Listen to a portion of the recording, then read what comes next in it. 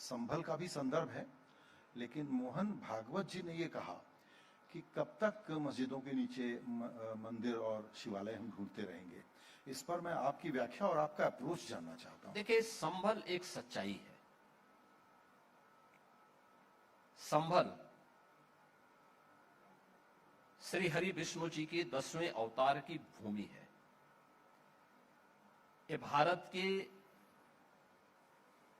पुराणों में इस बात का उल्लेख पहले से है। देखिए, मैं बड़ी विनम्रता के साथ कहूंगा,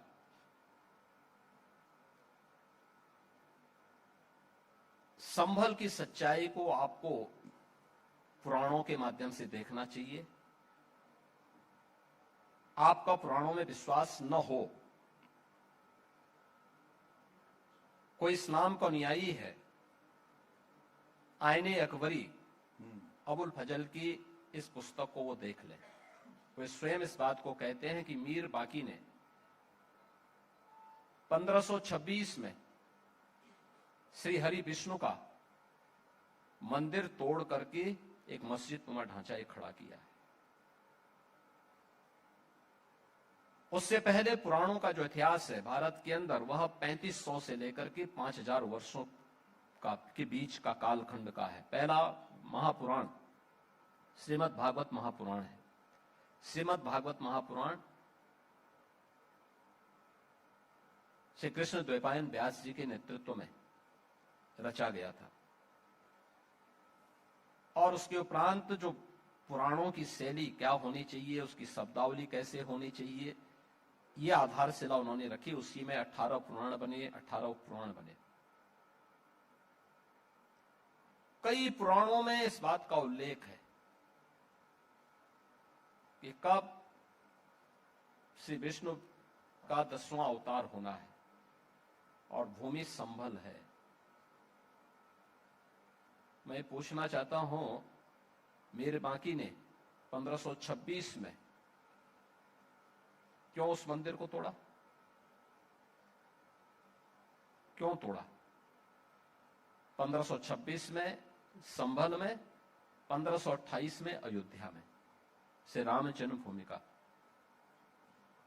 ये एक सिलसिला था। इसका मतलब 16वीं सदी का और सबसे विख्यात मंदिरों में से एक था। लोगों की आस्था थी, लोग जाते थे वहां पर। जो पुरातात्विक अवशेष मिल रहे हैं, जो प्रमाण मिल रहे हैं, वे इस बात को प्रमाणित करते हैं कि किसी मंदिर को तोड़ करके, किसी पौराणिक स्थल को तोड़ करके सब बनाए गए हैं।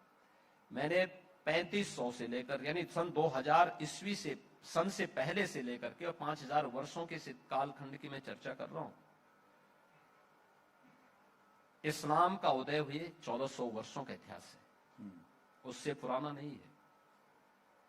पुराणों का इतिहास उससे भी 2000 वर्ष पुराना है। तो आप किसकी चर्चा करना चाहते हैं? सदैव सरसंघ चालक जी ने इसी बात को कहा है कि सस्ती लोकप्रियता के लिए